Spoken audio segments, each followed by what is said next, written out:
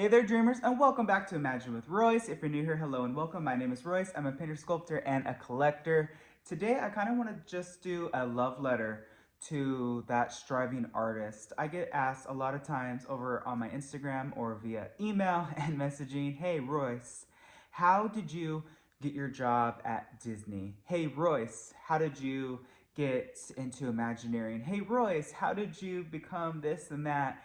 And I think a lot of times, especially in today's society, we really put ourselves up to meet this standard that's very much not realistic to the average Joe, if you will, or the average artist. I know for a fact that I was extremely blessed, fortunate, and am today extremely grateful for all of the roles that I was able to fulfill within the Walt Disney Company.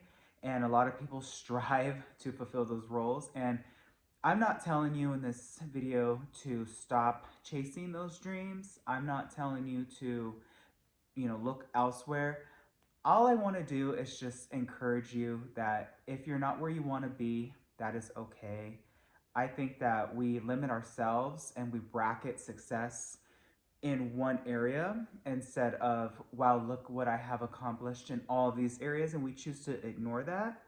I believe that, especially as artists, if you're watching this as an artist, your work speaks for itself, and you will eventually come into that time where you are so fulfilled because you're doing what you love, not necessarily having the title that you desire. And I hope that makes sense. I, for the longest time, worked in so many positions, but I wasn't fully satisfied because I didn't have that official title of Imagineer, even though Imagineering has so many disciplines. And truly, just because you don't work for Disney doesn't mean that you're not an Imagineer, right? I think that we limit ourselves in that thinking of, I will never be until I'm there. And that's not necessarily true.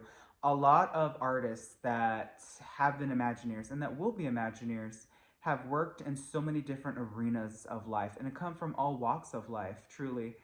I come from a place where there really isn't a whole lot of art around me. I grew up in an extremely small town, but I was inspired to create models. A lot of you know that I built the Matterhorn in my backyard as, oh gosh, a project. That was when I was like 18, 19 years old. And it really helped me, at least I think, stand out when I did eventually interview. Because, I mean, think about it, how many people build that size scale model in their backyard, complete with a Tinkerbell going back and forth. So I was super proud to showcase that passion project. So for those of you that want to get into animation, continue drawing. For those of you that want to get into figure finishing, audio animatronics, continue painting, continue sculpting, continue writing. No matter what it is that you love to do, continue it, because only when you are super satisfied within yourself, it's almost like you can't love others until you learn to love yourself. Your work truly is that, and it will showcase. If you do something just because other people are doing it and you're copying and pasting in your own style, how does that make you unique? I believe that every single artist views something differently, and that is the most beautiful part of being an artist, is we all have our own design, we all have our own style to create, to dream, to imagine. And that's truly what makes an Imagineer, right? And I just want to create something that makes me feel fulfilled as an artist, not so much what will be trendy, because we all know trends come and go. But look at something as beautiful as, I don't know, Picasso's work, where it is so unique.